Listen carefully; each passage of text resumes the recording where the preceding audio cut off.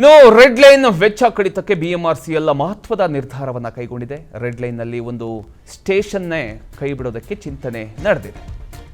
ಹೊಸದಾಗಿ ನಿರ್ಮಾಣ ಆಗ್ತಿರ್ತಕ್ಕಂಥ ಸರ್ಜಾಪುರ್ ಟು ಹೆಬ್ಬಾಳ್ ಮಾರ್ಗ ಏನಿದೆ, ಈ ಒಂದು ಹಿನ್ನೆಲೆಯಲ್ಲಿ ರೆಡ್ ಲೈನ್ ನಿರ್ಮಾಣದಲ್ಲಿ ಒಂದು ಸ್ಟೇಷನ್ ಅನ್ನ ಕೈ ಬಿಡೋದಕ್ಕೆ ಈ ರೀತಿಯ ಒಂದು ಚಿಂತನೆ ನಡೆದಿದೆ. ಸರ್ಜಾಪುರ ಹೆಬ್ಬಾಳ ನಡುವಿನ ಮೆಟ್ರೋ ಉದ್ದ ಒಟ್ಟು 37 ಕಿಲೋಮೀಟರ್ ಇದೆ. 2024ರಲ್ಲಿ 28,405 ಕೋಟಿ ರೂಪಾಯಿಗಳ ಅಂದಾಜು ವೆಚ್ಚಕ್ಕೆ ರಾಜ್ಯ ಸರ್ಕಾರ ಒಪ್ಪಿಗೆಯನ್ನು ನೀಡಿತ್ತು. ಇದೀಗ ಯೋಜನೆಯ ಅಂದಾಜು ವೆಚ್ಚ ಹೆಚ್ಚಾಗಿದೆ ಅಂತ ಕೇಂದ್ರ ಸರ್ಕಾರ ಹೇಳಿದೆ.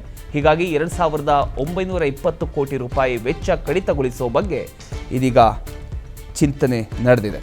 ಬೆಂಗಳೂರು ಮೆಟ್ರೋ ಯೋಜನೆಯ ರೆಡ್ ಲೈನ್ಗೆ ಸಂಬಂಧಪಟ್ಟ ಹಾಗೆ ಬೆಂಗಳೂರು ಮೆಟ್ರೋ ರೈಲು ನಿಗಮ ನಿಯಮಿತ ಮಹತ್ವದ ನಿರ್ಧಾರವೊಂದನ್ನು ಇದೀಗ ಪರಿಗಣಿಸ್ತಾ ಇದೆ.